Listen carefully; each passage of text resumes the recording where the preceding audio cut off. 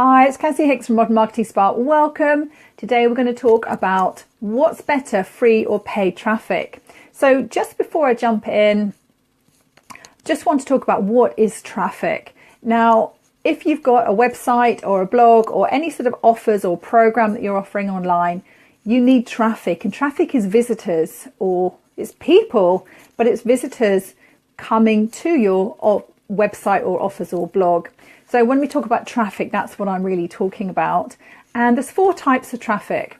There's free traffic, there's paid traffic, there's joint venture traffic, which is when I might mail my list for you, you mail your list for me, and we've got a partnership going and we market for each other. And there's also referral traffic. Now, that's when an influencer might endorse you, or you might get traffic from people referring you. So what I really want to focus on in this live stream today is free versus paid. And when I'm talking about free traffic, I'm talking about the free self-generated content, so content that you're creating. So what types of things might that be?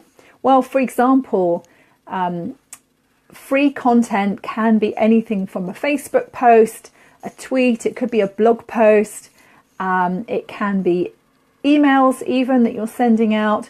It's anything that you're doing. You're creating content that's driving traffic, say, to your website, your offers, or your blog. Other types of free content, and actually this is something I shared recently. I was away with my son in the summer and totally neglected my YouTube channel. And yes, I'm completely human. I sometimes neglect my social media channels just like anybody else does. So I shared a story that I was away in the summer. I neglected my YouTube channel, but when I went back in September to have a look and see what was going on, I was absolutely amazed. I've reached over 40,000 views on my YouTube channel, and that's over, I think, about 100 videos. I haven't got a massive subscriber base on YouTube, but I've got traffic coming from those videos, and that's one of the big pluses of free content. I'm going to talk about the pros and cons in a moment. It's one of the big pluses if you create your own content and use a free content strategy, is you've got longevity. So you can create a piece of content, a Facebook post or a blog post or a YouTube video, for example, and share it, and that content is pretty much online forever. So even though I hadn't updated my YouTube channel for a long time, I was still getting traffic coming through from those videos, and they're all keyword based videos. So when you're writing a blog post or making a video or creating any sort of content, keep in mind that that content, or it might not get an instant reaction, but you're going to get long term benefit from that piece of content. So what are the other benefits of a free content strategy or free traffic? So first of all, you've got longevity, that the content you create is going to last for a long time. And in some cases, I mean, I've been blogging for 4.5 years, and I've got blog posts, some of, not necessarily the oldest blog posts, but previous blog posts are some of my biggest traffic drivers. For me, it tends to be the how to do this and the how to do that type of blog posts. But even blog posts from 2 years ago, if they're evergreen, they're still driving traffic, and I haven't paid any money for that. I haven't had to do any work on it. I created that content 2 years ago or a year ago, whatever it might be, put it on my blog, put the right keywords in and optimize for search engine optimization, and boom, the traffic keeps coming through at no cost. How amazing is that? It's also very easy. You don't need any particular training to write a blog post or a Facebook post or to put content together. It's relatively easy to get started. On the minus side, so that's the pros. What are the cons of the free content strategy? Well, one is that it's very slow. So you can be blogging for a long time before you see any results.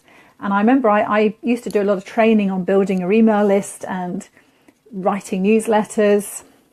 And I used to say to people, you've got to be prepared to blog or to send out newsletters, sometimes for up to 2 years, to really get that sort of self-perpetuating model. You know, if you're using the free strategy, it can take a long time to build up. Maybe it doesn't take 2 years, but it takes a long time to build up, and you've got to be prepared to be sharing content for at least 2 years sometimes to be really established and to get that momentum, and so to get to the point where you've got a big enough following and enough engagement and traction to, you know, really get the benefit from that. So it can be a long, slow burn.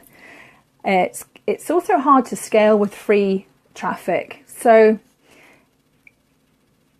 you know, unless you want to be blogging every day and making a video every day and Facebook living every day, it's quite hard to scale. You know, you've got a limit to how much content you can create and how much you feel you can share with your audience. So you have got that limit, and it's harder to test with free content. So if we go to talk about paid content now, if you're running Facebook ads, for example, you can really easily test out different ads. So within 24 hours of running a Facebook ad, I can see which image is performing better, A or B. I can see which targeting is performing better, A or B. And I can test different headlines, A or B. So within 24, 48 hours of running a Facebook ad, I already know which image to use, which headline to use, and I've tested out my audiences. So I've got all those three things down within a day or so. If I was doing the same testing with a blog post or a video on YouTube for free, it would take a really long time to get those same results. So paid traffic, yes, you have to pay, but it's very fast and it's measurable. So if I spend $100 on Facebook ads, I can see how much I've got back at the end of it. With the content strategy, I could write 10 blog posts and make 10 videos. Very, very hard to quantify and say, okay, I've made those 10 videos and written those 10 blog posts. This is how many sales I've got from it. Really, really hard to quantify. But with the Facebook advertising, with the paid traffic, you can say I spent X and I made Y. And then you can quickly see whether it's worth spending X to get, you know, as long as Y is bigger than X, then you're making money and you can scale up. So you can scale up with paid traffic. If when you found the ads that work, then it's very easy to scale up and say, right, I've spent $100 and I've made 400. Now I'm going to spend 1,000 and make 4,000. So you can do that scaling very, very easy. So it's very easy to test and very easy to measure. What are the downsides of paid strategy? You've got to have a budget. It's the obvious one. So you do need to have a budget. So you've got to spend the money to do the testing, to then see what you're going to get back in terms of sales from that. But I would say, I'm a big fan of Facebook ads, as you probably know. You don't have to spend a lot of money to do that testing. So start with a small budget, find out what works, and then you can scale up. So that's something that you can't do with a free strategy. Okay, so what I tend to see, and this is something you can have a think about this for your own business, tends to be that smaller businesses and startups and businesses that are getting established tend to start with a free strategy. So they might start by blogging or writing, you know, building up a Facebook page and sharing posts and sharing in Facebook groups. And as the business grows, they tend to move towards paid advertising. And you definitely do need to have a budget, obviously, for paid advertising. Even if it's a small budget, you need to have a budget. So you might want to think to yourself, where am I at in my business? You know, have I been creating a lot of content? What return am I getting from that? And would I be better off now going to a paid strategy? And how much can I spend? And how much am I willing to invest to test out my strategies? The question to ask yourself if you're looking at a paid strategy, if you're looking at, for example, Facebook advertising, it's not how much does it cost. So you shouldn't just think, oh, how much is it going to cost me to run the ads? The question to ask is, how much can I make? It's a very different mindset. So don't think, and I'll tell you another story. I went to see a client a while ago. We were running their Facebook ads for them. And I went to see the client and they'd only spent about $300. So it was a really, really small budget. And that's for a month's advertising. And so we put a system in place. We were running the ads for them, doing lots of testing. And I went in to see the client and she said to me, do you know, I don't think we can continue. I just can't invest this sort of money. So I said, okay, no, that's absolutely fine. But let's just have a look and see what has this $300 generated for you? So we went through, and actually it was a franchise type system. So we couldn't have access to the results, but we had a look in her system. She showed me the database and we went through the numbers together. And what she found out was that the ads had generated a certain number of leads, a certain number of inquiries, and we only looked at those 30 days that the ads were running. We didn't look at the sort of ripple effect afterwards. But what she calculated from those 30 days was, as a direct result of the ads that we'd run, the $300 worth of ads, they'd actually brought in $5,000 worth of new business. So all of a sudden, her mindset changed from, I can't spend $300 a month on Facebook ads, which they were running ads in the local newspapers and doing some banners and signage and things. So to them, the $300 seemed like a lot. So her mindset changed from actually thinking, oh, I don't want to spend $300 to actually saying, we've generated $5,000 worth of brand new business. And actually it would have been more than that over time, because even though we switched the ads, actually we didn't, we scaled them up, but even though the ads, let's say we'd switch them off after the 30 days, there still is a ripple effect of people seeing them and making inquiries and booking in to get their car serviced. So $300 spend, $5,000 return. Who would be happy with that? Yeah, I think most of us would be happy with that. So you do have to think differently. You have to have a different mindset when you're running paid advertising, and know with free content that it is going to take a long time. And there's no right or wrong. You don't have to say, I'm going to just do free or I'm just going to do paid. You can use a mixture of both. I just want to answer a question. I think it was Natalie Brannigan asked a question in the Modern Marketing Club this morning. So I just want to address that before we close. And if you've got any questions, post them in the comments. Even if you're watching the replay, you can post questions in the comments and I'll tag me and I'll come and answer them in the Modern Marketing Club. The question was about boosting posts. Now, generally I advise against boosting posts, and I'll tell you why. Because when you've got a post in Facebook and you pay to boost that post, what Facebook does is it goes and finds people that are online at the time you're pressing the boost post button to come and like your post.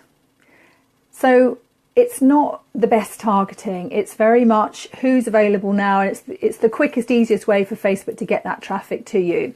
So it's not always the best quality traffic.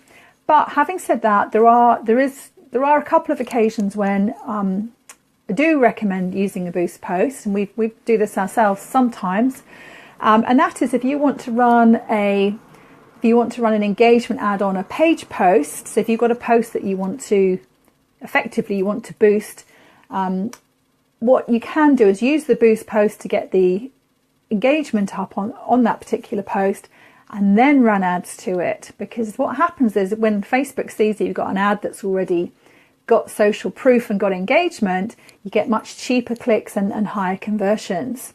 So sometimes it's worth doing a little boost post first and then using the ad manager to run the ads. So hope that makes sense and doesn't sound too complicated. It's just knowing how to work the system. Now, if you need any help, there's two ways we can work together.